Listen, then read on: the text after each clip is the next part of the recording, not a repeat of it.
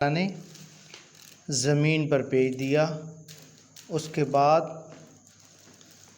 ایک عورت کے عشق میں پڑ کر انہوں نے اپنے آپ کو تباہ کر لیا۔ میں ہوں حافظ شبیر احمد، آپ سن رہے ہیں حافظ شبیر احمد ٹی وی۔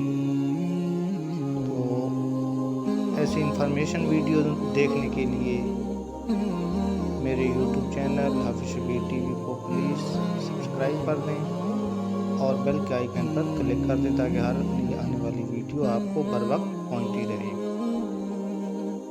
تو شروع کرتے ہیں قصہ ہاروت و ماروت۔ تفسیر عزیزی وغیرہ نے حوالہ ابن جریر اور ابن ابی حاتم اور حاکم و دیگر تفاسیر نے حضرت ابن عباس رضی اللہ تعالیٰ عنہ اور علی مولا حیدر خدا حیدر کرار عبداللہ ابن مجاہد رضی اللہ عنہ اجمعین سے بیان کیا کہ حضرت ادریس علیہ السلام کے زمانے میں انسان بہت بد عمل ہو گئے، برے ہو گئے۔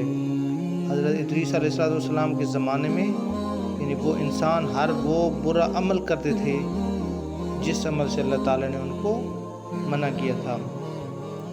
فرشتوں نے بارگاہ الہی میں عرض کیا کہ مولا، انسان تو بہت بد کردار ہیں۔ خیال رہے کہ فرشتوں نے پیدائش آدم علیہ السلام سے پہلے اپنا استحقاق خلافت بیان کیا۔ وَنَحْنُ نُسَبِّحُ بِحَمْدِكَ، اس موقع پر انسان کی نااہلیت کا اظہار مقصود ہے، یعنی یہ خلافت کے لائق نہیں، انہیں معزول کر دیا جائے یا کم از کم خلیفہ یہ نہ رہیں،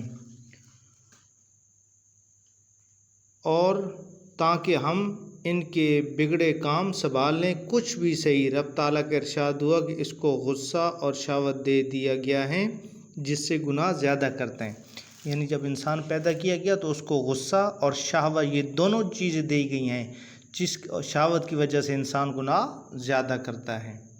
اگر یہ چیزیں اے فرشتوں، اگر یہ چیزیں تم کو ملیں تو تم بھی گناہ کرنے لگو۔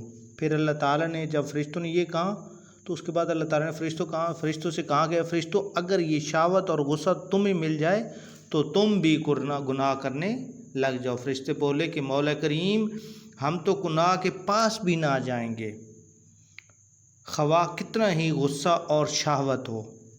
حکم ربی ہوا کہ اچھا، تم اپنی جماعت میں سے اعلیٰ درجے کے پرہیزگار فرشتے چھانٹ لو، یعنی وہ فرشتے جو پرہیزگاری میں اپنی مثال آپ ہوں، اور ان کو غصہ اور شہوت دے دیتے ہیں۔ پھر امتحان ہو جائے گا۔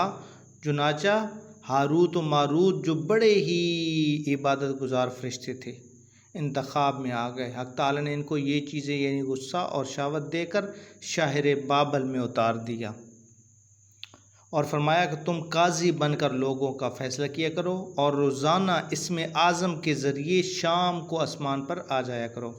یہ دونوں 1 مہینے تک ایسے ہی آتے جاتے رہے۔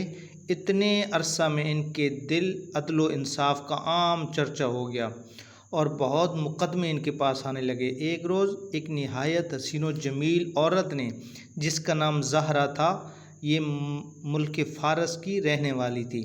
حضرت علی رضی اللہ تعالیٰ عنہ کی روایت میں ہے کہ اس کا نام بیدخت تھا، زہرا لقب تھا۔ اپنے خاوند کے خلاف مقدمہ دائر کیا۔